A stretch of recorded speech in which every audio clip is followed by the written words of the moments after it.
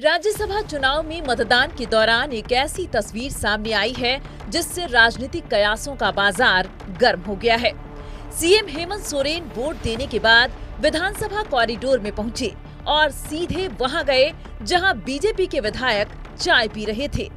इस दौरान सीएम ने चाय की चुस्की लेते हुए बीजेपी के मुख्य सचेतक नवीन जायसवाल और विधायक राज सिन्हा समेत एनडीए के कई नेताओं से देर तक बातचीत की।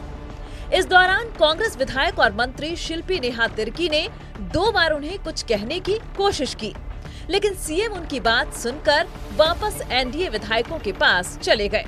आखिर में सुदिव्य कुमार सोनू आए और उनसे बात करते हुए उन्हें अपने साथ ले गए।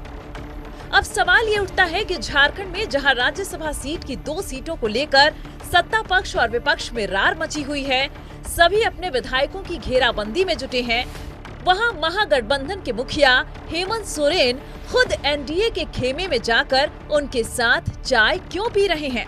इसे राजनीतिक शिष्टाचार भी कहा जा सकता है, लेकिन सवाल तो उठते हैं।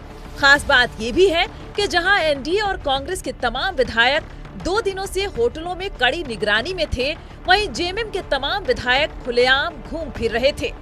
इन्हें हॉर्स ट्रेडिंग की कोई चिंता नहीं थी या सीएम ने जानबूझकर इन्हें खुला छोड़ रखा है।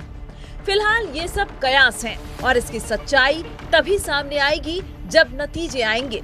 अगर कांग्रेस की प्रत्याशी की जीत हुई तो इसे अटकलें माना जाएगा और अगर परिमल नाथवाणी जीते तो सीएम की सियासी चाल एक बार फिर सुर्खियों में होगी। रांची से नवीन शर्मा और कमल कुमार की रिपोर्ट, नक्षत्र न्यूज। राज्यसभा चुनाव में एनडीए का जो रणनीति है और एनडीए जिस तरीके की दावे कर रही है, उन दावों की हकीकत तो देर शाम को रिजल्ट आने के बाद ही पता चलेगा।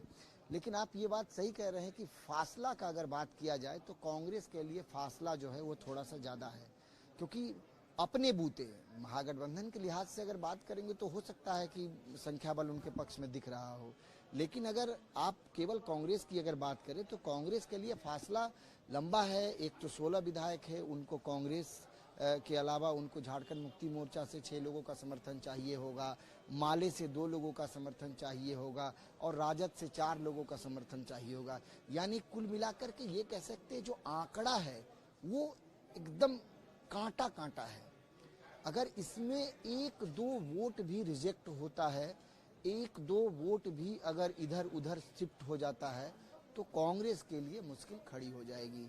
जहां तक परिमल नाथवाणी की बात है, भारतीय जनता पार्टी के समर्थित प्रत्याशी की, तो उनके लिए फासला बहुत लंबा नहीं, 3 वोट उन्हें अतिरिक्त चाहिए, 3 वोट, क्योंकि 24 एनडीए खेमे का और 1 जयराम महतो का जो हाव भाव जिस तरीके से देखा गया, वो माना जा रहा है कि उन्होंने परिमल नाथवाणी का ही समर्थन किया है। तो यानी कुल मिलाकर उन्हें 25 उनके पक्ष में है, 3 वोट उन्हें और चाहिए दिल्ली का फासला तय करने के लिए।